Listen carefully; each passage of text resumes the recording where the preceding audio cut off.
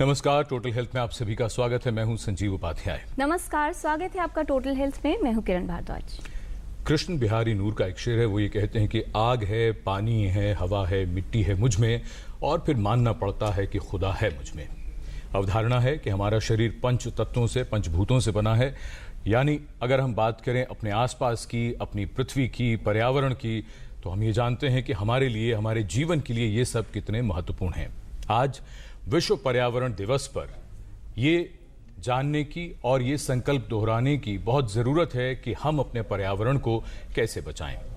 1973 से विश्व पर्यावरण दिवस हर वर्ष 5 जून को मनाया जाता है, लेकिन हम अपने पर्यावरण को किस तरह से उसका दोहन करके उसको बर्बाद कर रहे हैं, हम में से बहुत लोगों को ये जानकारी और ये एहसास नहीं है। कहा यह भी जाता है कि जिसके पास जितने साधन है, जितना पैसा है, वो इन संसाधनों का दुरुपयोग बहुत ज्यादा करता है। जी हाँ, अगर बात करें आंकड़ों की तो वो ये बताते हैं कि भारत की बात की जाए तो लगभग 6.5 लाख लोग केवल वायु प्रदूषण के कारण ही हर साल उनकी मृत्यु हो जाती है। इसके अलावा अगर जल दूषित होने की बात करें यानी वाटर कंटामिनेशन, तो एक बड़ा कारण बनता है डायरिया और कई अन्य गंभीर बीमारियों का। किस तरह का प्रभाव हो सकता है प्रदूषण का किसी भी व्यक्ति के शरीर पर, यह जानना जरूरी है। हमारी पृथ्वी का तापमान पिछले 100 वर्षों में लगातार बढ़ रहा है और ये माना जा रहा है कि मनुष्य के लिए इतना तापमान यानी पृथ्वी जितनी गर्म अब है उतनी पहले कभी नहीं थी। और इस बार गर्मी का जो आलम है वो हम सब जानते हैं कि कितनी ज्यादा भीषण गर्मी पड़ रही है। इसके पीछे भी यही माना जा रहा है कि हम जिम्मेदार हैं। हम इसे कैसे बदल सकते हैं, क्योंकि महात्मा गांधी ने यह कहा था कि ये पृथ्वी और इसके संसाधन हमारी जरूरतों के लिए तो पर्याप्त हैं, हमारे लालच के लिए नहीं। तो बहुत जरूरी है ये समझना कि किस तरह से प्रदूषण हमारे शरीर पर असर डालता है। और अगर बात की जाए एनवायरमेंटल पॉल्यूशन की, यानी पर्यावरण में होने वाला प्रदूषण, तो क्या कारण इसके होते हैं, किस कारण से ये फैलता है और क्या गंभीर परिणाम होते हैं जब बहुत लंबे समय तक कोई भी व्यक्ति इस संपर्क में रहता है। तो आइए समझते हैं कि प्रदूषण हमारे शरीर को कैसे प्रभावित करता है और कौन सी गंभीर बीमारियों का खतरा हो सकता है प्रदूषण की वजह से।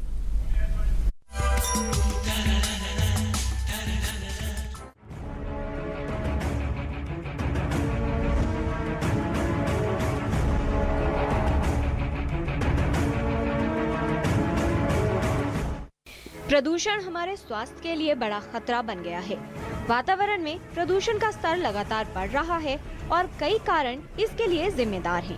फैक्ट्रियों और गाड़ियों का धुआं, प्लास्टिक का प्रयोग, घर के आसपास गंदगी रहना, नदियों में कूड़ा फेंकना और ऐसे कई अन्य कारण हैं जिनसे प्रदूषण का स्तर बढ़ रहा है। इसकी वजह से कई गंभीर बीमारियां होने की संभावना भी बढ़ गई है। प्रतिरोधक क्षमता कमजोर होने पर प्रदूषण का असर अधिक होता है। बच्चों, वृद्ध लोगों और गर्भावस्था में इसके गंभीर परिणाम सामने आते हैं। सभी की सेहत पर असर पड़ रहा है। इसके कारण श्वसन रोग, हृदय रोग, कैंसर, याददाश्त में कमी, सुनने की क्षमता कम होना और ऐसी कई गंभीर समस्याएं होने का खतरा बढ़ गया है। ऐसे में स्वस्थ कैसे रहा जाए, ये एक बड़ा प्रश्न है। गंभीर बीमारियों से बचाव के लिए और स्वस्थ रहने के लिए सावधानी रखना जरूरी है। ऐसे में स्वस्थ रहना तभी संभव है जब वातावरण से प्रदूषण को दूर किया जा सके। इसलिए जरूरी है ये समझना कि वातावरण को साफ रखने के लिए और प्रदूषण दूर करने के लिए क्या किया जाए। किरण भारद्वाज, टोटल हेल्थ।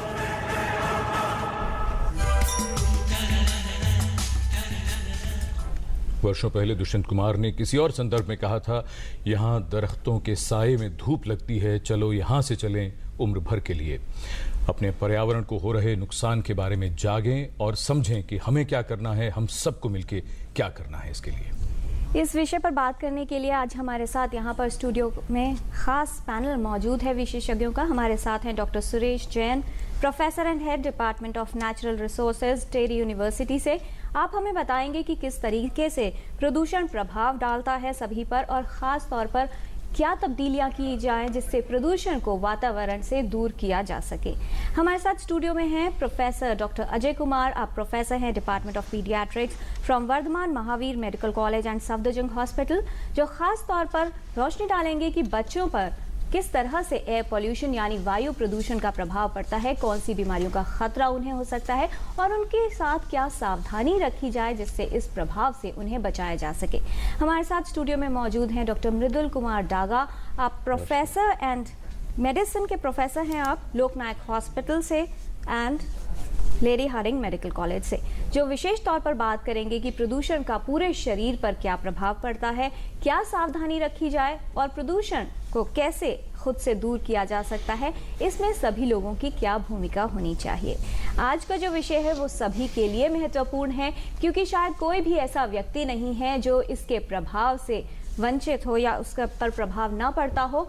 दुष्प्रभाव सभी पर है, इसलिए सभी को सोचने की जरूरत है कि क्या तब्दीलियां होनी चाहिए, क्या बदलाव होने चाहिए हमारे व्यवहार में और जो हमारी आदतें हैं जिससे ये जो प्रदूषण का स्तर बढ़ रहा है इसे कम किया जा सके। इस विषय से संबंधित आपके कोई भी सवाल हों या फिर आप इस 1 घंटे के दौरान हमारे विशेषज्ञों से बात करना चाहते हो तो आप हमारे टोल फ्री नंबर 1800111234 पर कॉल कर सकते हैं।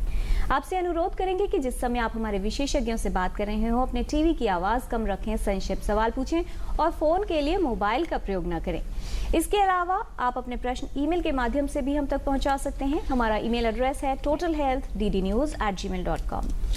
तो आइए चर्चा की शुरुआत करते हैं। सबसे पहले डॉक्टर सुरेश जैन, हम आपसे ये समझने की कोशिश करें, हमारी पृथ्वी इतनी बड़ी है और पर्यावरण भी इतना विशाल, तो अगर इतनी बड़ी पृथ्वी के पर्यावरण को खतरे की बात आती है, भला मनुष्य तो बहुत छोटा सा है, वो कैसे खतरा पहुंचा रहा है पर्यावरण को और क्या प्रदूषण ही जिम्मेदार है पर्यावरण के इस नुकसान के लिए? ये बिल्कुल सही है कि केवल मनुष्य और जिसको हम एंथ्रोपोजेनिक सोर्सेज बोलते हैं, तो मनुष्य केवल ही जिम्मेवार नहीं है, लेकिन आप देखेंगे कि हर सिस्टम के अंदर एक अपनी क्षमता होती है उसको मैनेज करने की, और धरती के अंदर भी, पर्यावरण के अंदर भी वो क्षमता है कि जो उसके अंदर पोल्यूशन आए या जो भी इम्प्योरिटीज़ आए उसको वो मैनेज करे। बट हर आदमी की, हर सिस्टम की एक क्षमता का मैक्सिमम कैपेसिटी होती है, और वो कैपेसिटी जब अगर हम लोग क्रॉस कर देते हैं तो उसके बाद वो डैमेज करना शुरू कर देता है। और यही रीज़न हमारी अर्थ यानी हमारी धरती के ऊपर भी अप्लाई होता है, क्योंकि मनुष्य ने जितना आप देखेंगे पोल्यूशन का जो तरीका है, चाहे वो ट्रांसपोर्ट एमिशंस की तरफ से हो या कचरा या जो भी हम लोग रिफ्यूज वेस्ट को बर्न करते हैं उसके माध्यम से हो, या आपका एग्रीकल्चर या कृषि का जो रेजिडुअल पार्ट है उसके माध्यम से जो हम उसको जलाते हैं, तो सारा का सारा ये धुआं हो या पानी के माध्यम से ये पानी में जाए, ये पोल्यूशन फैलाता है। तो कहीं ना कहीं मनुष्य इस पोल्यूशन के लिए, धरती को जो डैमेज हो रहा है उसके लिए जिम्मेवार है। जी डॉक्टर डागा, ये जो बदलाव आया है पिछले वर्षों में जिसकी वजह से जो प्रदूषण का स्तर है वो बढ़ रहा है, अगर इसे बीमारियों से जोड़कर देखें तो आप क्या मानते हैं कितना बड़ा खतरा है किसी भी व्यक्ति के लिए जो इसके संपर्क में रहता है और क्या क्या बीमारियां हो सकती हैं? किरण जी, बहुत एक ज्वलंत ये समस्या है हमारे यहाँ, और मैं नहीं समझता हूँ कि कोई भी इससे अभी अप्रभावित है। सब संपर्क में आ रहे हैं, कुछ ज़्यादा कुछ कम, और सबसे ज़्यादा जो हम पिछले दशक से देख रहे हैं बीमारियाँ जो ज़्यादा देख रहे हैं इसमें सांस की बीमारी, वो सब जानते हैं कि हैं बढ़ रही है, और दूसरा हार्ट की बीमारी। जी। लोग ये समझते थे कि हार्ट की बीमारी का प्रदूषण से कोई संबंध नहीं है, पर बहुत गहरा संबंध है। ऐसा भी है कि ये हृदय की और हार्ट की बीमारियां सांस की बीमारियों से भी ज़्यादा बढ़ सकती है इसके कारण। और हमारे पास अब तो काफ़ी ये डेटा अवेलेबल है जिसमें ये बताया जा रहा है कि परसेंटेज इंक्रीज हर साल 3 to 5% हो रहा है इसकी बीमारियों को होने का। और तीसरी सबसे ज़्यादा बड़ी बीमारी कैंसर। ये 3 बड़ी बीमारियां इस प्रदूषण से है, और उसके अलावा बहुत सारी हैं। जी, पूरी लिस्ट है एक बीमारियों की जिसमें निमोनिया, स्ट्रोक, कैंसर जैसी गंभीर बीमारियां भी शामिल हैं। खून की कमी हो जाना, आपको चमड़ी की बीमारी हो जाना, आपके ब्रेन की बीमारी हो जाना, सब कुछ है। जी, ये जो प्रभाव है प्रोफेसर अजय कुमार कि जब भी किसी व्यक्ति को प्रदूषण का प्रभाव होगा तो बीमारियों का खतरा बढ़ेगा।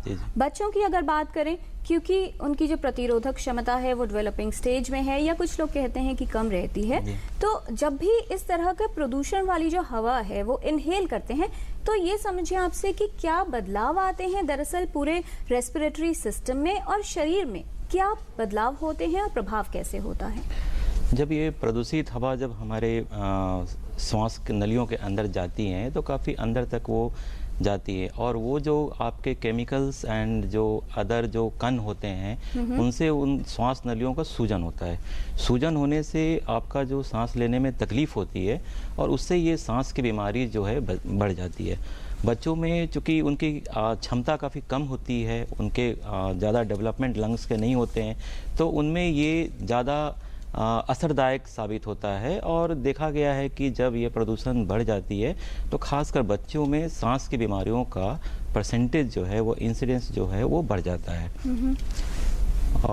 इसके अलावा जो प्रदूषण का जो आप कह सकते हैं वायु, ये तो आप वायु प्रदूषण की बात कर रहे हैं। अगर हम दूसरे प्रदूषण की बात करें, जैसे जल प्रदूषण है या फिर आपका घर के अंदर का प्रदूषण है, उससे बच्चों में जो माताएं होती हैं जो गर्भावस्था में होती हैं उनके बच्चों पे काफ़ी असर पड़ता है, और वो पहले समय से पहले हो सकते हैं या उनका वज़न कम हो सकता है, कभी कभी तो उनका एबॉर्शन भी हो जाता है। एंड और ये जो जल प्रदूषण से काफ़ी सारी बीमारियां होती हैं, जो कि बच्चों जनरली अपने हाइजीन पे उतना ध्यान दे नहीं पाते, क्योंकि उनकी उतनी समझ नहीं होती है। तो उनको जो ये जल के कारण जो प्रदूषण से बहुत सारी, जैसे आप आंत्र शोथ हुआ, कोलरा हुआ, आपका ये सारी बीमारियाँ काफ़ी वो होती हैं। जी डॉक्टर दागा, हम आपसे ये समझना चाहेंगे, आपने बताया कि बढ़ते प्रदूषण की वजह से हृदय की बीमारियां बहुत बढ़ी हैं और भी कुछ बीमारियों का आपने जिक्र किया। आपसे हम मोटे तौर पे ये भी समझना चाहेंगे, आपने कहा कि कोई भी आज इससे अछूता नहीं है, लेकिन क्या ये बात सच है कि शहरों में जो लोग रहते हैं या कारखानों के नज़दीक या कोयले की खदान के नज़दीक, क्या ऐसी स्टडीज़ हैं जो ये बताती हैं कि उन लोगों को ज़्यादा ख़तरा हुआ है?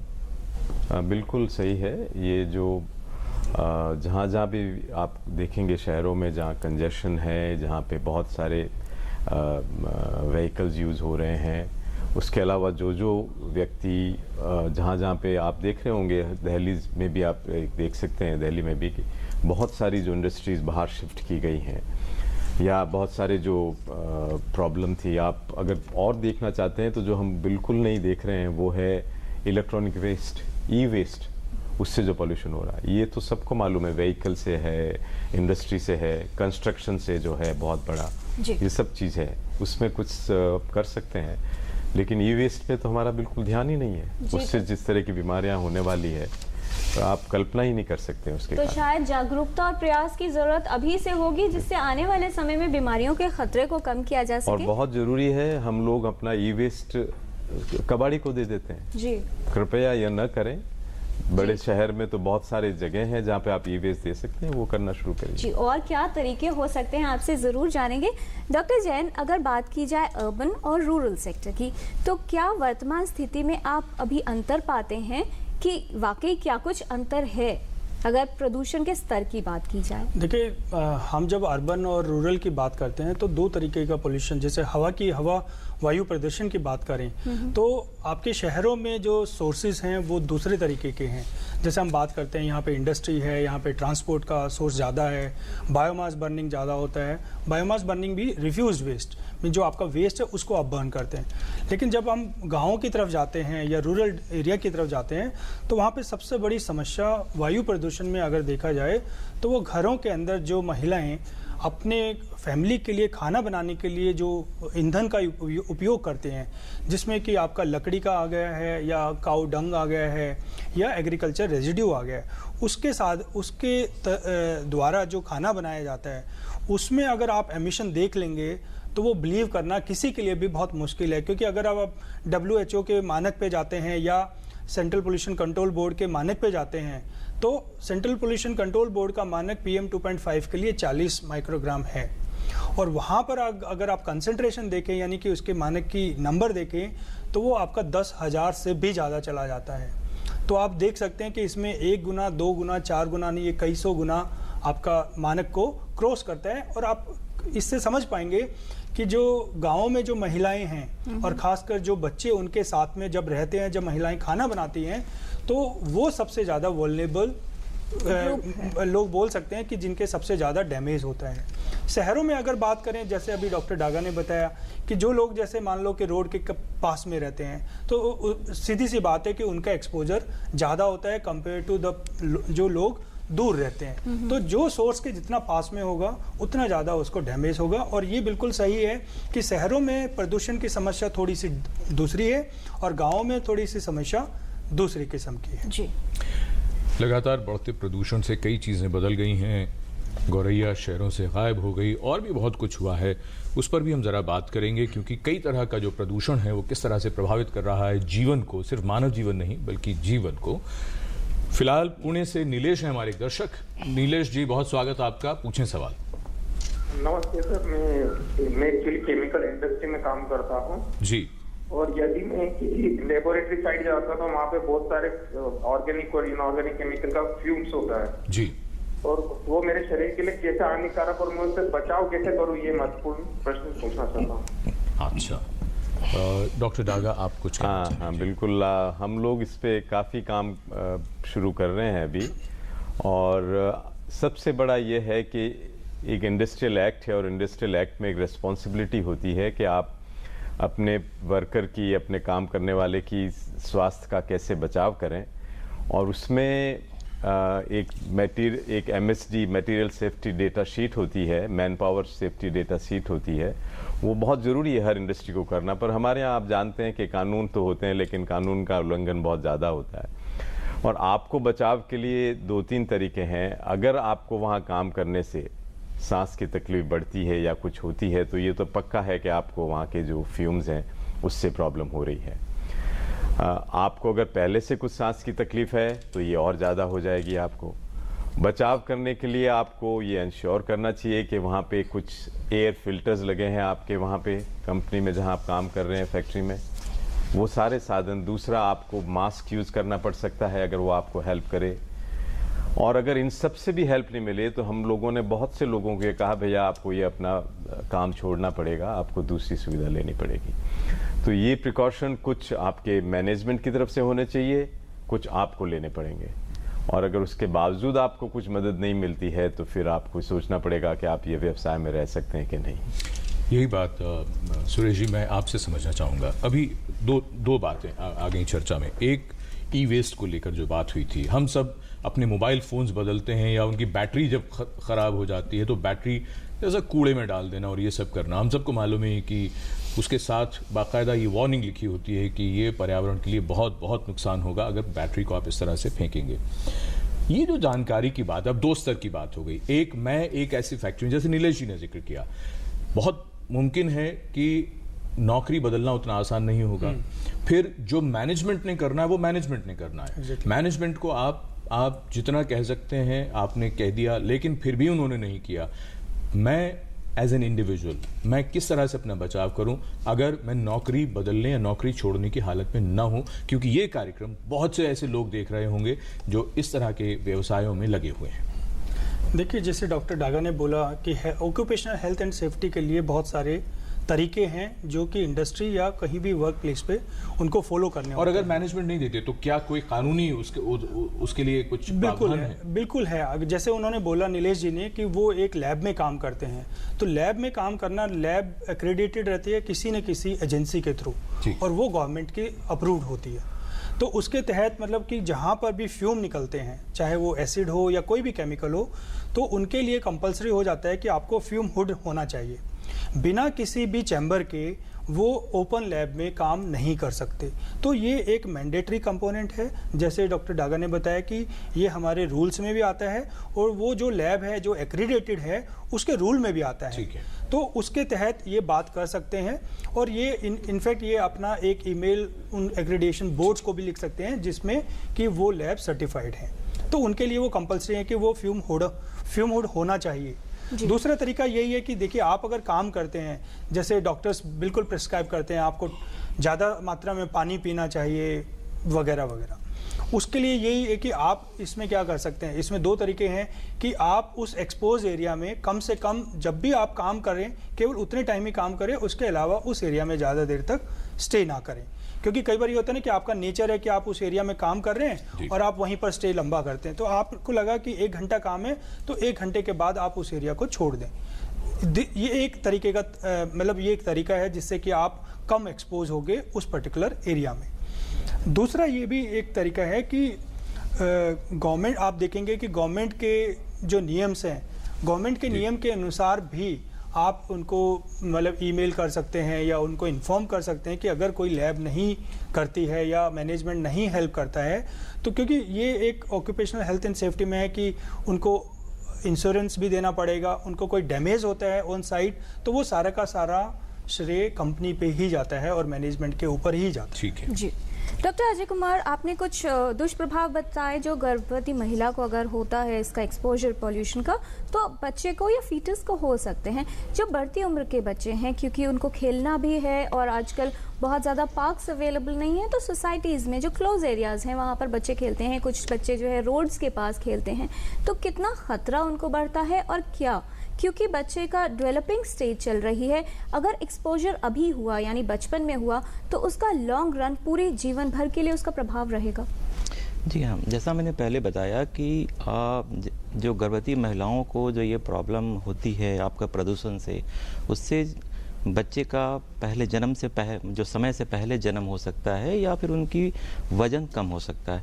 तो इसके अपने अपने आपके साइड इफ़ेक्ट होते हैं। जैसे आपका बच्चा अगर समय से पहले हुआ तो उसकी ग्रोथ पे असर पड़ता है। इसके अलावा जो उसके सारे जो आपके ऑर्गन्स हैं वो आपके उस अनुसार से मैच्योर नहीं होते हैं, तो रेस्पिरेटरी इन्फेक्शंस या उनकी अदर इम्यूनोलॉजिकल प्रॉब्लम्स, ये सारी चीज़ें जो है उनको अफेक्ट करती हैं। और अगर बच्चा समय से हुआ और उसकी वज़न कम हुआ तो भी उसका आपका काफ़ी सारे जो बॉडी का जो फंक्शन होता है उसका असर पड़ता है। ऐसे तो वो आप श्योरली ये नहीं कर सकते कि लॉन्ग रन पे कितना फ़र्क पड़ेगा, क्योंकि जनरली बच्चे रिकवर कर जाते हैं, लेकिन जो उनका इमीडिएट इफेक्ट होता है, जो तुरंत जो उसकी इफेक्ट होती है, बच्चा समय से पहले हुआ, उसको सांस की तकलीफ हो गई, फिर हमें हॉस्पिटल लेके जाना पड़ता है, या उनको काफ़ी सारे जो डिफरेंट सिस्टम्स हैं आपके, है ना जी, आपके डाइजेस्टिव सिस्टम, पचाने की जो क्षमता है, या मैचुरेशन आपका जो ब्रेन का मैचुरेशन है, ये सब पे उनका इफेक्ट पड़ता है। हाँ, अगर बच्चा काफ़ी छोटा हो गया या काफ़ी वजन से कम है तब उसकी डैमेज हो सकती है। वो एक पॉसिबिलिटी, एक संभावनाएं रहती हैं कि ये बच्चा आगे चल के आपका थोड़ा कॉग्निटिव, जिसको हम लोग बोलते हैं इम्पेयरमेंट, जो फाइन जो इम्पेयरमेंट होता है वो आपका हो सकता है। जी, और चर्चा को जारी रखेंगे उससे पहले राजस्थान से तरुण चौधरी हैं फोन लाइन पर। स्वागत है आपका, सवाल पूछिए। जी नमस्कार। नमस्कार, क्या जानना चाहते हैं तरुण जी? जी, मैं डॉक्टर तरुण चौधरी बोल रहा हूँ, झुंझुनू राजस्थान से। जी, अभी ई वेस्ट पे एक चर्चा हो रही थी, तो मेरा सवाल ये है कि आज हर व्यक्ति कहीं ना कहीं इलेक्ट्रॉनिक चीजों से जुड़ा हुआ है, चाहे मोबाइल की बैटरी हो, चाहे लैपटॉप की बैटरी हो, सेविंग मशीन हो, कुछ भी हो, हर घर में कहीं ना कहीं जुड़ा हुआ है।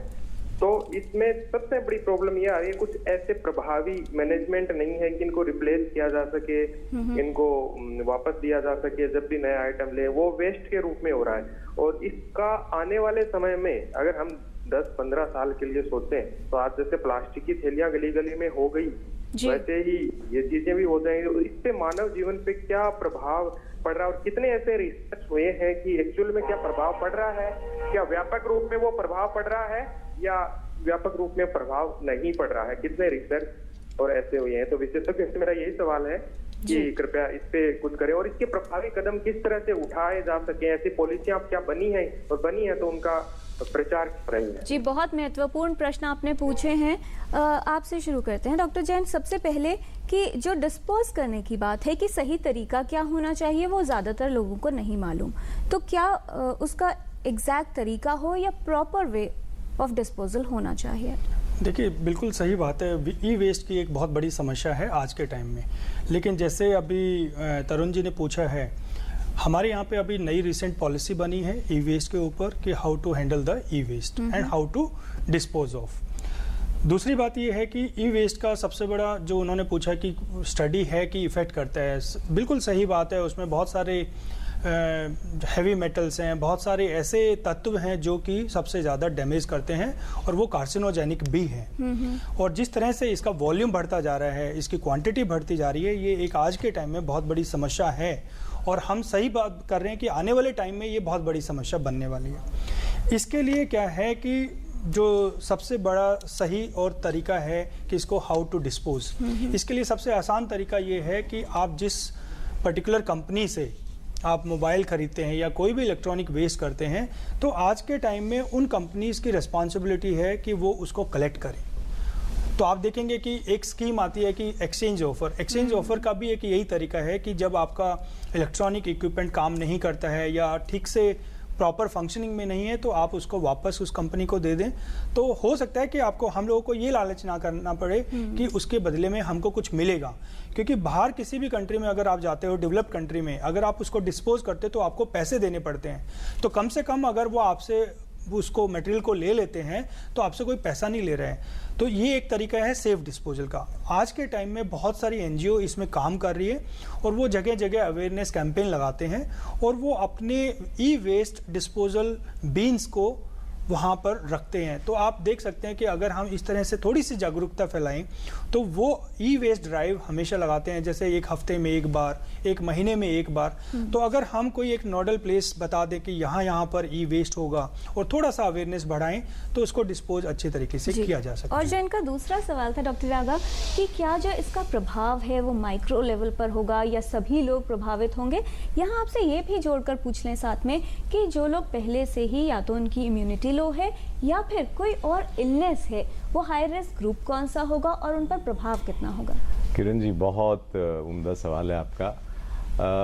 देखिए, दो तरह से इससे नुकसान हो रहा है। एक तो ये हो रहा है कि आपके सॉइल में, आपके ज़मीन में ये जा रहा है और उससे आपका पानी खराब हो रहा है, पानी दूषित हो रहा है और उससे दुनिया भर की बीमारी हो सकती है आपको। दूसरा, जो इसका इलीगल जो बोल रहे हैं हम, इलीगल डिस्पोजल जो चल रहा है, दिल्ली में ही ले लीजिए। दिल्ली में भी आप अगर गांधीनगर एरिया में जाएंगे तो एक बहुत बड़ा एरिया है जहां हम लोग गए हैं अभी रिसेंटली। वहाँ पे बच्चे बड़े लगे हुए हैं इनको डिसमेंटल करके, और इसमें से थोड़ा थोड़ा सा कोई चांदी निकल जाती है, थोड़ा सा कुछ सोना निकल जाएगा। वो मेटल को करने के लिए वो फ्यूम्स जो उनको जलाने से किया जा रहा है और उनको कितना प्रभाव हो रहा है। अभी हम लोगों की यूएस यूनिवर्सिटी के साथ एक कोलैबोरेशन शुरू हुई है और हो सकता है कि अगले 6 महीनों में हम ये उस एरिया की स्टडी शुरू कर देंगे कि इसका कितना दुष्प्रभाव हो रहा है। ये जो बिल्कुल इलीगली जो ये डिस्पोजल चल रहा है बड़े बड़े शहरों में, सब जगह चल रहा होगा, और बीमारियां इससे सब तरह की हो सकती है। जो फ्यूम्स होंगे, जो मेटल्स उसके मेटल्स के होंगे, उससे बीमारी होगी। फिर उसके साथ जो बीमारी होगी वो आपको हार्ट की भी हो सकती है, सांस की भी बीमारी हो सकती है, आपके खून की जो मात्रा बनती है वो सब कम हो सकती है, कैंसर हो सकता है। ये बहुत अच्छी तरह से मालूम है हमें। और अब आप जब ये कह रहे हैं कि इससे कैसे करना है, वो कानून की पालन करना और आपको जागरूक होना बहुत ज़रूरी है। हम लोग जो है हमारा रिस्पॉन्सिबिलिटी नहीं लेते। मैं एक सीधा सा सवाल कहता हूँ आपसे, जो देखता हूँ मैं दिल्ली में, 15 साल पहले, 10 साल पहले एमसीडी ने, एनडीएसपी ने कहा कि आप अपने अपने कचरे को अलग अलग तरह में 3 थैलियों में दीजिए जो आप रिसाइकल कर सकते हैं। तो रिसाइकल, रीयूज, इस तरह से आप अगर करना चाहेंगे नागरिक की तरह तो ज़्यादा फायदा होगा। जी, एक बात डॉक्टर अजय कुमार, हम आपसे ये समझने की कोशिश करें कि पिछले कुछ वर्षों में आए दिन ऐसी खबरें आती रहती हैं अखबारों में कि पिछले कुछ वर्षों में सांस के रोग बढ़े हैं। बच्चों की हम खास तौर पर अगर बात करें तो किस तरह के रोग ये ज़्यादा हैं? क्या एलर्जीज ज़्यादा हो रही हैं या सचमुच ऐसी बीमारियां हो रही हैं जो बड़े होकर भी उन पर असर डालेंगी या उनकी ग्रोथ और डेवलपमेंट पर असर करेंगी? ज़्यादातर केसेज में ये आपका जो प्रदूषण है, जो बड़े शहरों में आप बता रहे हैं, ये आपका बेसिकली वायु प्रदूषण है और इनसे बच्चों में जो श्वास की तकलीफ़ होती है वो ज़्यादा हो रही है। जी। अब श्वास की तकलीफ़ आपका एक डायरेक्ट कॉज तो नहीं है पॉल्यूशन उसका, बट ये जिनको एलर्जी की शिकायत है या जिनको पहले से बीमारी है उसको ये बढ़ा देते हैं। तो ये आपका बहुत इफ़ेक्ट डालता है उस फैमिली पे, क्योंकि बच्चे स्कूल नहीं जा पाते, बच्चों का फिर वो उनके पेरेंट्स का फाइनेंशियली उनको प्रॉब्लम, मतलब एक्सपेंसेस उनके बढ़ जाते हैं। तो ये सारे जो आपके प्रॉब्लम होते हैं, ये जो श्वास की बीमारी बढ़ जाती है, खासकर जिसको हम लोग अस्थमा बोलते हैं, दम्मा बोलते हैं, है ना, उनसे ज़्यादा ये प्रॉब्लम होती है। अगर ये पॉल्यूशन ज़्यादा दिनों तक उनको लगातार मिलता रहे तो उनकी फेफड़े जो है वो अस्थायी रूप से ख़राब हो सकते हैं। तो जो अभी जो दिल्ली खासकर मेट्रो में देखा जाता है कि जब ये प्रदूषण ज़्यादा होता है तो खासकर जो अस्थमा होता है, दमा होता है, जो सांस की तकलीफ़ होती है, वो उनका बढ़ जाता है। और ये काफ़ी मतलब उनको तकलीफ़ होती है बच्चों को और उनके पेरेंट्स को इनको करने में, बिकॉज इसके काफ़ी सारे साइड इफ़ेक्ट्स होते हैं, जैसा मैंने आपको पहले बताया। जी। और पर्यावरण का कितना असर पड़ता है हमारी सेहत पर, उसका एक उदाहरण हमने अक्सर फीचर फिल्मों में भी देखा। आज से लगभग 40-50 वर्ष पहले टीबी होने पर अक्सर लोगों को कहा जाता था कि एक ऐसी जगह पहाड़ों में कहीं चले जाइए जहां साफ हवा हो, जलवायु अच्छी हो, जो फिल्मों में भी बहुत इस्तेमाल किया जाता था। लेकिन ये हवा, ये पानी, ये मिट्टी सब जगह बदल रही है। क्या नुकसान हो रहा है, आज हम बात करें टोटल हेल्थ में। कुछ बातें जानी है, बाकी जानेंगे एक ब्रेक के बाद।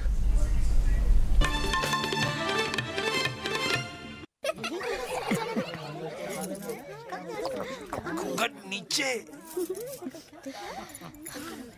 काकी, घर में शौचालय कहाँ है? बहू को घर में कहाँ, खुले में ही जाना पड़ेगा। फिर तो तुम घूंघट भी खोल ही दो। एक तरफ तो आपको बहू का घूंघट भी सरकाना गवारा नहीं, और दूसरी तरफ उसे खुले में। इस तरह तो हमने कभी सोचा ही नहीं था। तो अब सोचो, घर में शौचालय बनवाओ और इस्तेमाल करो। स्वच्छ भारत मिशन, एक कदम स्वच्छता की ओर। जहाँ सोच वहाँ शौचालय। मैं प्रतिदिन योग करता हूँ, इसने मेरा सामर्थ्य और आत्मविश्वास बढ़ाया है। आप भी योग अपनाएं, स्वस्थ, आनंद और ऊर्जावान रहें।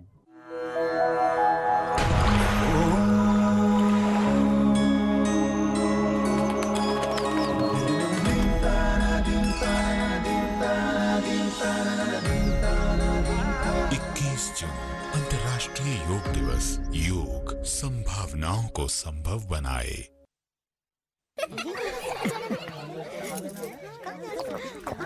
नीचे काकी, घर में शौचालय कहाँ है? बहू को घर में कहाँ, खुले में ही जाना पड़ेगा। फिर तो तुम घूंघट भी खोल ही दो। एक तरफ तो आपको बहू का घूंघट भी सरकाना गवारा नहीं, और दूसरी तरफ उसे खुले में। इस तरह तो हमने कभी सोचा ही नहीं था। तो अब सोचो, घर में शौचालय बनवाओ और इस्तेमाल करो। स्वच्छ भारत मिशन, एक कदम स्वच्छता की ओर। जहाँ सोच वहाँ शौचालय। ब्रेक के बाद आप सभी का स्वागत। पर्यावरण में प्रदूषण की वजह से न सिर्फ पृथ्वी बल्कि हमारी सेहत भी हो रही है खराब। हम जान रहे हैं विशेषज्ञों से। इससे पहले कि हम चर्चा को आगे बढ़ाएं, उससे पहले बेंगलुरु से हमारे एक दर्शक हैं प्रमोद तिवारी जी। प्रमोद जी, आपका बहुत स्वागत। पूछें सवाल। नमस्कार सर। नमस्कार प्रमोद जी। सर, मैं एक एविएशन इंडस्ट्री में काम करता हूँ और करीब 8 से 10 घंटे मुझे में और बच्चों में क्या प्रभाव पड़ता है। अभी तक हमने ये चर्चा नहीं की थी शोर के बारे में। मैं चाहूँगा डॉक्टर डागा, शोर का क्या असर होता है हमारी सेहत पर?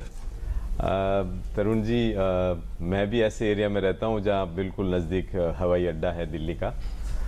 तो हमारे एरिया में एक मेरे ही कलीग ने स्टडी करी है 3 साल पहले कि नॉइज पोल्यूशन से क्या हो रहा है, और सबसे बड़ा असर हो रहा है कि आपके कानों की सुनने की क्षमता।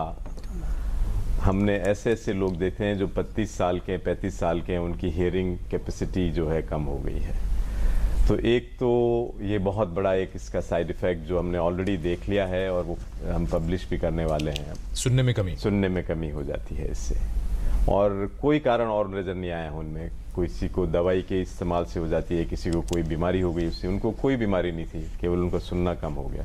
और तब पता लगा हमें कि ये इसलिए हुआ कि वो इतने नज़दीक रहते हैं जहाँ पे हवाई अड्डा है और जहाँ पे हर 2 मिनट में एक प्लेन आ रहा है और बिल्कुल नीचे। डॉक्टर डागा, जब तेज आवाज, तो एक ये नॉइज पोल्यूशन एक सोर्स ये है।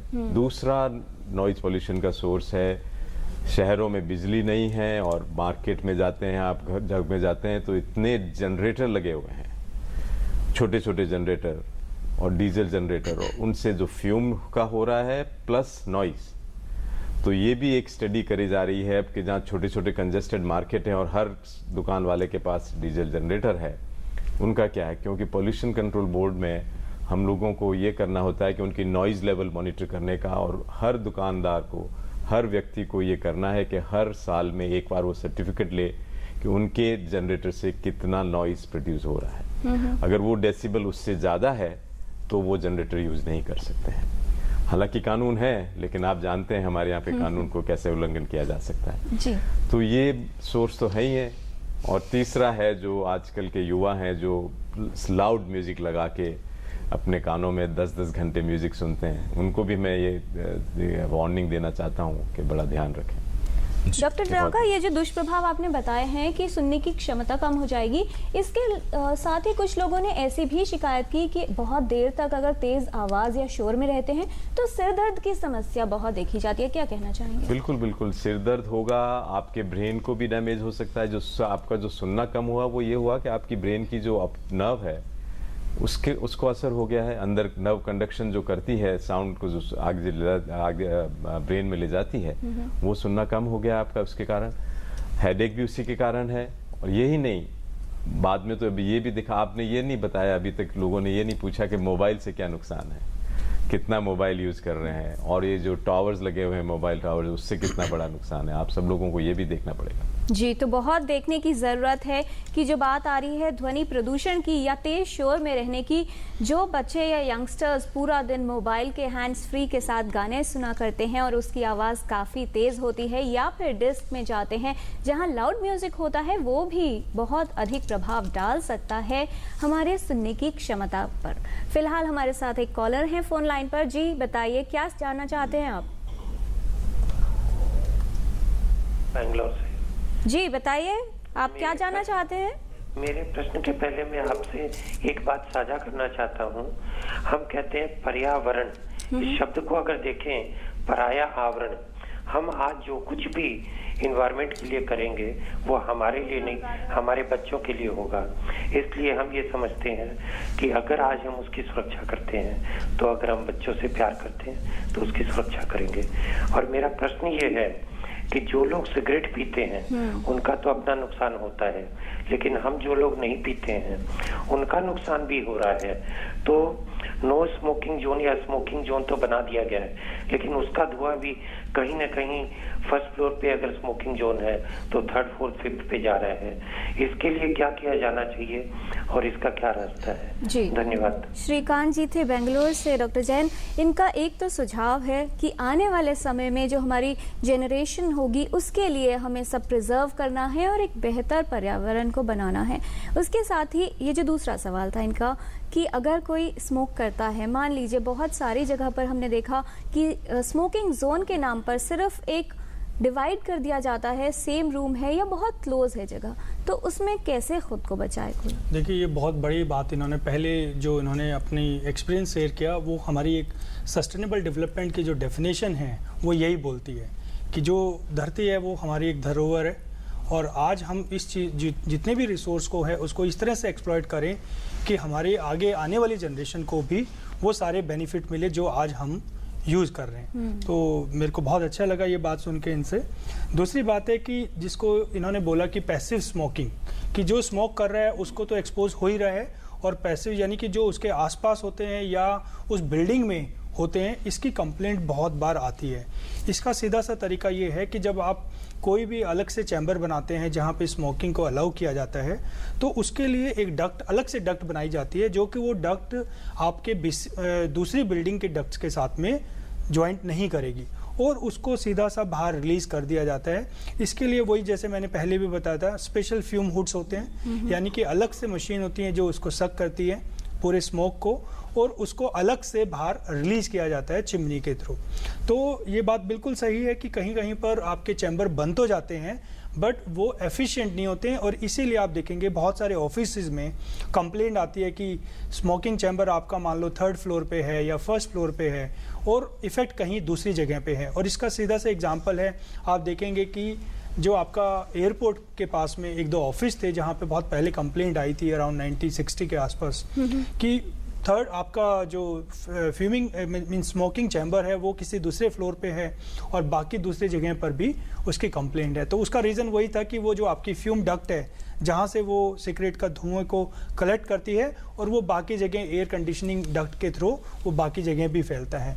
तो इसके लिए सीधा सा प्रिकॉशन है कि जो हमारे वेंटिलेशन सिस्टम है वो बिल्कुल सही तरीके से डिज़ाइन हो और फ्यूमिगेशन वाले चैम्बर को या जहाँ पे सिगरेट के धुएं को अलाउ किया जाता है, सिगरेट स्मोकिंग को अलाउ किया जाता है, उसकी डक्ट पाइप को, उसके वेंटिलेशन सिस्टम को बिल्कुल अलग से रखा जाए और उसको अलग से ही बाहर रिलीज किया जाए। जी, और जो सेंट्रल एयर कंडीशनिंग सिस्टम्स हैं वहां पर ज्यादा ध्यान देने ज़्यादा ध्यान वहीं देने की ज़रूरत है। और नेचुरल वेंटिलेशन में भी हमको ध्यान देना पड़ेगा क्योंकि नेचुरल वेंटिलेशन में आपके पास कोई तरीका नहीं है। तो अभी तो आपके नॉर्म्स है कि आप बिल्डिंग में अलाउ ही नहीं करते हैं। तो एक तरीका ये है कि जो नॉर्म्स बने हैं, जैसे डॉक्टर डागा ने बोला कि नॉर्म्स तो बने हैं, उसको फॉलो करने की ज़रूरत है। तो फॉलो नहीं कर रहे हैं तो दो तरीके हैं कि एक तो फॉलो वो करें जिसने वो सिस्टम बनाया है, दूसरा हम जैसे लोगों को भी जागरूक होने की ज़रूरत है। अगर नहीं कर रहे हैं तो हमको कहीं ना कहीं उसके बारे में कंप्लेंट करनी चाहिए ताकि उसके ऊपर कोई ना कोई एक्शन हो। हम वो विरोधाभास है ना, हम लोग कहते नहीं है, कोई कर रहा है करने दीजिए उसे, हमको कहना पड़ेगा। और दूसरा सबसे ज्यादा जरूरी है, स्मोकिंग छोड़िए, नहीं पीजिए, और जो पी रहे हैं उनके साथ मत घूमिए, नहीं बैठिए उनके साथ। डॉक्टर डागा, हमने काफ़ी चिंताएं अपनी जाहिर की हैं जो स्थिति है पर्यावरण को लेकर, फिर चाहे वो हवा की बात हो, पानी की बात हो, मिट्टी की बात हो, और अब तो शोर की बात भी हमने कर ली। लेकिन कुल मिलाकर बात फिर वहाँ आएगी कि जीवन चल रहा है। अब इस जीवन को इस प्रदूषण के साथ हम तालमेल कैसे बिठाएं, क्योंकि ये बहुत लोगों के हाथ में बातें करना, और बहुत लोगों ने, और उसमें हम भी कहीं कड़ी हैं। एक कैसे होगा, हम इस प्रदूषण के माहौल में स्वस्थ कैसे रहेंगे? बहुत अहम सवाल है। और ये जो आप कह रहे हैं हम कड़ी हैं, वो हम कड़ी नहीं, हम बहुत बड़ी कड़ी हैं। अगर हम सोचे कि हम हर व्यक्ति अगर ये सोचेगा कि मैं बहुत कुछ करता हूँ, वही जो कहते हैं ना बूंद बूंद से घड़ा भरता है, तो ये बहुत ज़रूरी है। सबसे पहले आप अपने घर को देखिए। घर में जो इंडोर एयर पोल्यूशन है, जिसकी हम बहुत ज़्यादा चर्चा नहीं करी हमने, वो सबसे बड़ा खतरा है।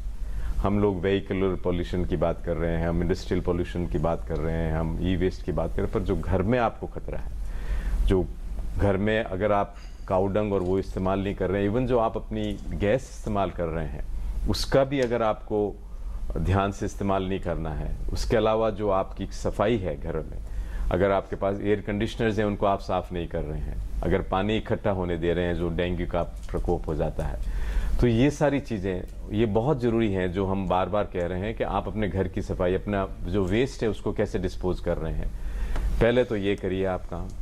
दूसरा ये है कि जो भी चीज़ें प्रदूषण फैला रही हैं उनका इस्तेमाल, हमने बात ही नहीं करी, हम इतना फ्रिक्वेंटली एयर फ्रेशनर यूज़ करते हैं। एयर फ्रेशनर सबसे ज़्यादा टॉक्सिक हैं। मैं आप सबको कहना चाहता हूँ, do not use air fresheners in your room, in your house. आप नेचुरल वो करिए, आप इतनी सफाई रखिए कि आपको जरूरत ना पड़े एयर फ्रेशनर्स यूज करने की जी।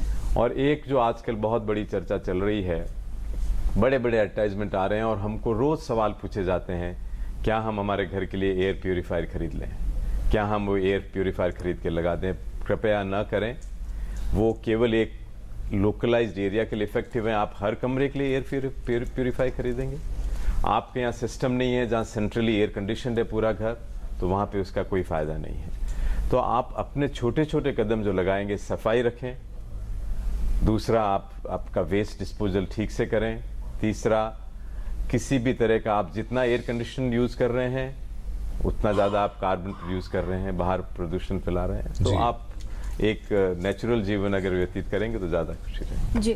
और पर्यावरण का। डॉक्टर जैन, ये हमने काफ़ी सारे विकल्प सुने डॉक्टर डागा से, जिसमें क्या व्यक्ति को करना चाहिए। यहाँ पर दो बातें आई थी जो डॉक्टर डागा ने कही कि एक, जो लोग जानते हैं वो उसको फॉलो नहीं करते, यानी हमें मालूम है लेकिन उसको हैबिट में लाने की बात। और दूसरा, जो बात आप कह रहे थे कि प्रॉपर वे क्या होना चाहिए ई डिस्पोजल का, या किसी भी गार्बेज को या ट्रैश को डिस्पोज करने का। अब इसकी गाइडलाइंस तो बन गई हैं, लेकिन ये जानकारी लोगों तक कैसे पहुंचेगी? और कोई भी आम व्यक्ति अगर इसके विषय में जानकारी लेना चाहता है तो वो क्या करे? देखिए, डॉक्टर डागा ने बहुत सारे पॉइंट्स पे रोशनी डाली है। जैसे आपने पूछा कि कोई भी तरह का वेस्ट है, या चाहे वो ई वेस्ट हो या डोमेस्टिक वेस्ट हो, अभी आप देखेंगे सबके ऊपर अलग अलग गाइडलाइंस तो बन गई है। इसके ऊपर बहुत सारी एनजीओज काम कर रही हैं, क्योंकि भारत का अगर आप देखेंगे जो अर्बन मिनिस्ट्री की जो स्कीम है स्वच्छ भारत जी, ये एक बहुत बड़ा मिशन है या बहुत बड़ी स्कीम है, और हम चाहते हैं कि इसमें सारे लोग कंट्रीब्यूट करें। केवल समस्या कहाँ आ रही है कि जब आप डिस्पोजल की बात करते हो तो डिस्पोजल में सबसे पहला आता है कि सेग्रीगेशन। हम लोग जब से हमने पर्यावरण के बारे में पढ़ना सीखा है तब से ये उन किताबों में लिखा हुआ है, तो इसमें कोई रूल रेगुलेशंस की कोई आपको या गाइडलाइंस की ज़रूरत नहीं है। सबको पता है कि ये जो वेस्ट है रिसाइकिल वेस्ट है तो उसको रिसाइकिल अलग से कर लीजिए, ऑर्गेनिक वेस्ट है तो उसको अलग से कर लीजिए। तो पहला एक तरीका ये है कि आज के टाइम में बहुत सारी एनजीओ है जो डोमेस्टिक लेवल पे, हाउस होल्ड लेवल पे आपको सपोर्ट कर सकती है। हमारे C9 में ही एग्जाम्पल है, या दिल्ली में ही बहुत सारे एग्जाम्पल हैं जहाँ पे वो एनजीओ आपको हेल्प करेंगे, और आपको जितना पैसा देना होता है आप उतने ही पैसे में उस चीज़ को मैनेज कर लेते हो। तो इससे बहुत बड़ी समस्या जो आप लैंडफिल पे जो वेस्ट का एक बर्डन बढ़ रहा है और उसकी वजह से फिर प्रदूषण बढ़ता है, चाहे वो जल प्रदूषण हो चाहे वायु प्रदूषण है, उसको बहुत आराम से आप कम कर सकते हैं। जी। और फिलहाल हमारे एक दर्शक है महाराष्ट्र से, नाजिम खान साहब हैं। नाजिम खान साहब, आपका बहुत स्वागत, पूछें सवाल।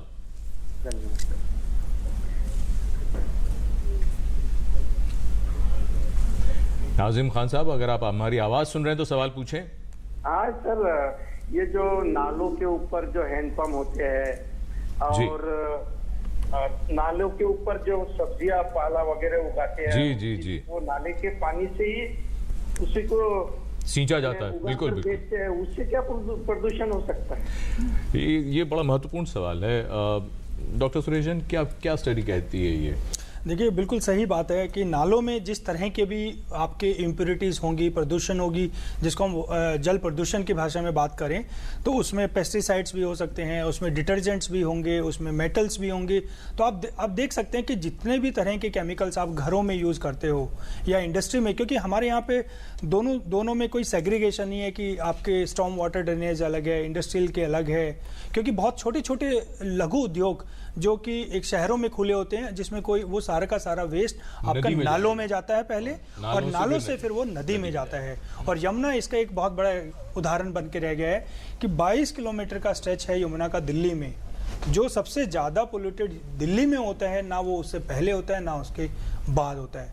तो ये बिल्कुल सही बात है कि जो सब्जियां या जो भी पानी आप वहाँ से यूज़ करते हो, अगर थोड़ी सी भी लीकेज है नालों के बीच में और उस जगह के बीच में, तो डेफिनेटली उस पानी में कंटेमिनेशन बहुत हाई है, तो वो आपकी सब्जियों में भी आएगा और जो पानी आप पीते हैं उसमें भी आएगा, और उसमें कई तरह की बीमारियां उत्पन्न होंगी। जी, और इस जानकारी के बाद टोटल हेल्थ में ये समय है सेगमेंट हेल्थ पहेली का।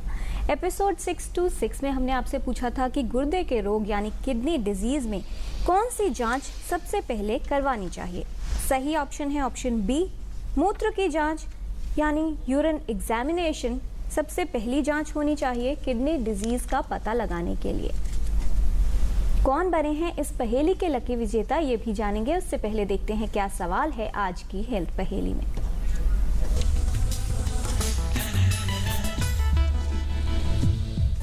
आपको बताना है कि प्रदूषण के विषय में इनमें से कौन सा कथन गलत है। ऑप्शन ए, प्रदूषण से कई गंभीर बीमारियां होने का खतरा होता है। ऑप्शन बी, प्रदूषण का प्रभाव सिर्फ उन्हीं पर पड़ता है जो पहले से बीमार हो। या फिर ऑप्शन सी, गर्भवती महिला और बच्चों पर प्रदूषण के प्रभाव से गंभीर परिणाम हो सकते हैं। आप अपने जवाब हमें 2 हफ्तों तक भेज सकते हैं। हमारा पता है total health, DD news, room number 505, tower B, Doordarshan Bhavan, Mandi house, Copernicus Marg, new Delhi 110001, या ईमेल कर सकते हैं totalhealth@ddnews@gmail.com पर।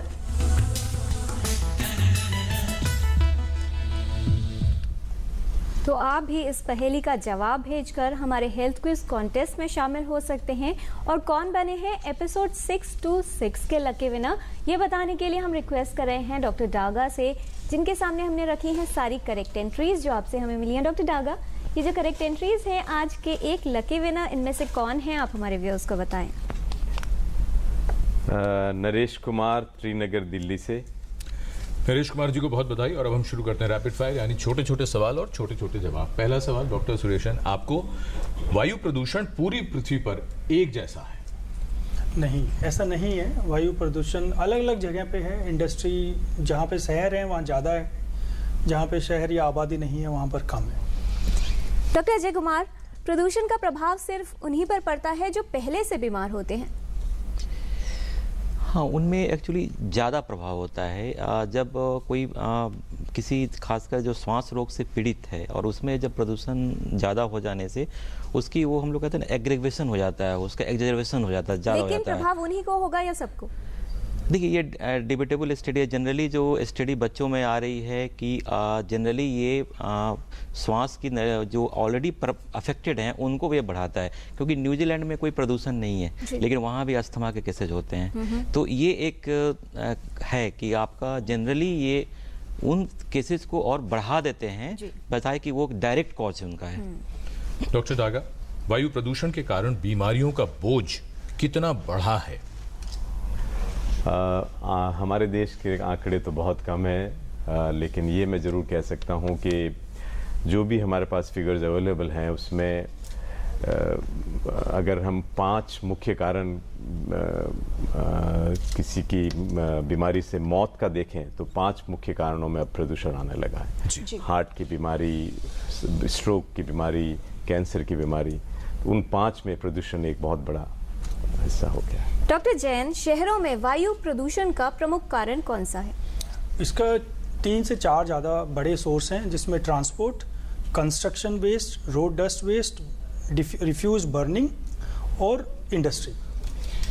डॉक्टर अजय, हाँ जी, गांव में रहने वाले बच्चों को सांस के रोग कम होते हैं, सच है? नहीं, पूरी तरह से तो सच हम नहीं कह सकते तरुण जी। जनरली जो गांव में बच्चे रहते हैं और जो शहर में होते हैं थोड़ा सा उनमें डिफरेंस ज़रूर है। गांव में जो जनरली देखा गया है कि ये जो गांव में जो खेत होते हैं, खलिहान होते हैं, जहाँ पे धानों की कटाई होती है, उससे जो डस्ट जो उनका एपियर होता है, वहाँ बच्चे वो खेलते जाते हैं। कभी कभी तो बच्चे वहाँ काम भी करते हैं, अपने पेरेंट्स के साथ वहाँ लगे रहते हैं, तो उनसे उनकी सांस की तकलीफ़ जो है वो होती है।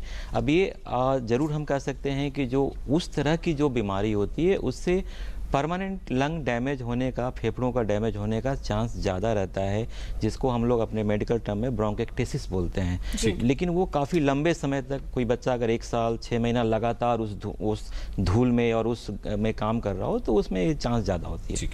डॉक्टर डागा, क्या घर के भीतर भी वायु प्रदूषण हो सकता है या सिर्फ बाहरी प्रदूषण की ही चिंता करें? ना, घर के भीतर वायु प्रदूषण की ज़्यादा चिंता करें। बाहरी जो प्रदूषण है, मैं सबसे ये कहना चाहता हूँ उसका सरकार भी देख रही है और भी करे। घर के अंदर जो प्रदूषण है, जैसे मैंने बताया, एयर फ्रेशनर, आप डिटर्जेंट जो यूज़ कर रहे हैं, जो आप सफाई नहीं करते हैं और आपको घर में जो तरह तरह के केमिकल्स यूज़ करते हैं और जो आप इवन कॉस्मेटिक्स यूज कर रहे हैं, सब जगह से प्रदूषण है, उसका बहुत ध्यान रखें। डॉक्टर सुरेश जैन, PM 2.5 और PM 10 ये क्या है? PM 2.5 और 10 ये एक कण का साइज है।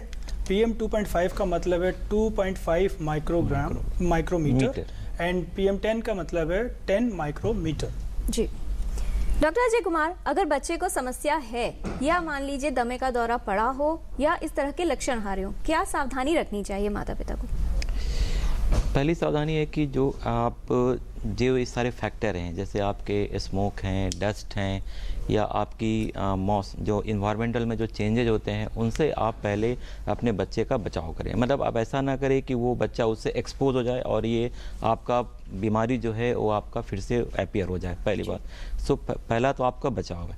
अगर ये हो जाता है, सपोज अगर हो जाता है, तब आप कुछ हम लोग मेडिसिन्स प्रिस्क्राइब करते हैं, जिसको हम लोग आप इन्हेलर कहते हैं, जो आपका मेडिकल टर्म में उसको हम लोग साल्बुटामोल इन्हेलेशन कहते हैं, है ना। कभी कभी हम लोग कॉर्टिकोस्टेरॉइड प्रेडनिसोलोन की एक डोज भी देते हैं, ताकि उसके बाद वो माँ अपने बच्चे को हॉस्पिटल ले जाएं। ये काफ़ी विस्तार से ये उत्तर हो गया।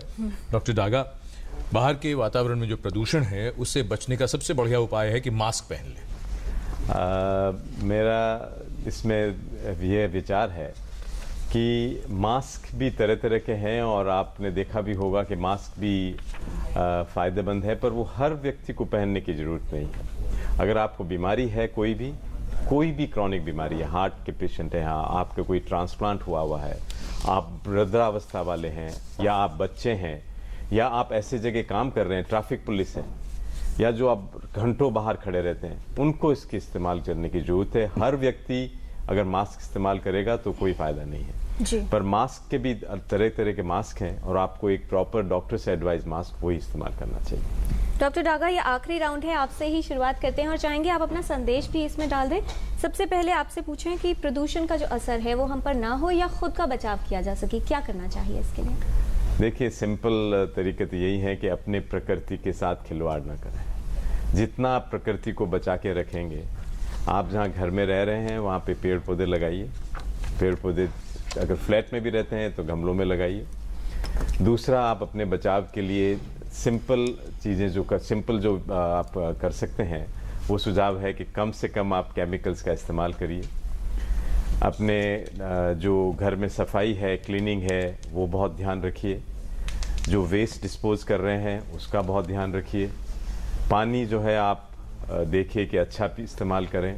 ये बहुत सारी चीज़ें हैं जो आप, और ध्वनि जो आपके घर में हो रही है, चाहे म्यूज़िक से हो रही है, टेलीविज़न में, उसमें भी कम रखें। ये तो बहुत सारी छोटी छोटी चीज़ें हैं जो आप ध्यान रखें। और मेरा ये कहना है कि पर्यावरण के साथ जो हम कर रहे हैं और जो हम कर रहे हैं वो इसलिए हो रहा है थोड़ा कि हम हमारे नेचुरल रिसोर्सेज को भी ख़त्म कर रहे हैं। तो उसको बचाइए और ये सोचिए कि ये मेरा धन है। आप अपने बैंक बैलेंस को नहीं देखिए कि मेरे पर्यावरण को बचाऊं तो मेरा बैंक बैलेंस बचा रहेगा। जी डॉक्टर अजय, बच्चों को प्रदूषण के खतरे से बचाने के लिए माँ बाप के तौर पर और समाज के तौर पर हम सबको क्या करने की ज़रूरत है? सबसे पहले तो मैं शुरुआत करूंगा घर से ही। जैसे आप गर्भवती महिलाओं की बात हो रही थी, तो हमें जो अंगीठी पे जो खाना बनता है या जो काऊ डंग कहते हैं, मतलब किसी भी तरह से स्मोक को घर के अंदर, या सिगरेट स्मोकिंग है जो पैसिव स्मोकिंग होती है, इन्हें हमें सबसे पहले कम करना चाहिए या नहीं करना चाहिए, ताकि उस तरह के बच्चे हमारे समाज में पैदा ना हो जो समय से पहले हों या वजन जिनका कम हो। दूसरी बात है, जो हम लोग बच्चों में खासकर देखा गया है कि लेड पॉइजनिंग। बच्चे जो शीशे के खिलौनों से जो खेलते हैं, उनसे काफ़ी बच्चे को लेड पॉइजनिंग होने की संभावना रहती है और उनका उनके शारीरिक एंड मानसिक विकास पे काफ़ी असर पड़ता है। ठीक है, तो लेड के खिलौनों से बचें। हाँ जी, लेड के खिलौने जो आजकल चेंजेज हो रहे हैं, अब वो नहीं आ रहे हैं, है ना। तीसरी बात यह है कि जो म्यूजिक होते हैं, बच्चों जो काफ़ी हाई म्यूजिक सुनते हैं, जनरली म्यूजिक का लेवल आपका काफ़ी ज़्यादा होता है, तो उनको हमें अवॉइड करना चाहिए एंड हमें अपने स्वच्छता पे ध्यान देना चाहिए। जैसे आप सफाई पे अपना ध्यान दें ताकि वाटर बॉर्न डिजीजेज ना हो। जी डॉक्टर सुरेश जैन, सारी बातें हमने जानी हैं, एक सेंटेंस में क्या मैसेज देना चाहेंगे? हम लोगों को अपनी भागीदारी देखनी है, सबका बड़ी जिम्मेवारी है और हमारे बिहेवियर में चेंज ला दें तो इस समस्या का सारा हल हमारे बिहेवियर के अंदर है। जी बहुत धन्यवाद इस तमाम जानकारी के लिए यहाँ बैठे सभी विशेषज्ञों का। तो बहुत ज़रूरी है कि अपनी आदत बदलें, क्योंकि हर व्यक्ति के जीवन में जो सबसे बड़ी पूंजी होती है वो होता है उसका स्वास्थ्य यानी सेहत। तो अगर हम सबको सेहतमंद रहना है तो अपने पर्यावरण को प्रदूषण मुक्त रखना होगा। पर्यावरण का बहुत नुकसान हमने किया है। मनुष्य को यह समझना होगा कि उसे शब्दों में नहीं बल्कि कर्म से, कार्य से, क्रिया से उसे प्रकृति की ओर लौटना होगा। दुष्यंत कुमार ने कहा था, जिए तो अपने बगीचे में गुलमोहर के तले, मरें तो गैर की गलियों में गुलमोहर के लिए। आज के कार्यक्रम में इतना ही। मिलेंगे अगले सप्ताह एक नए विषय के साथ। तब तक के लिए नमस्कार।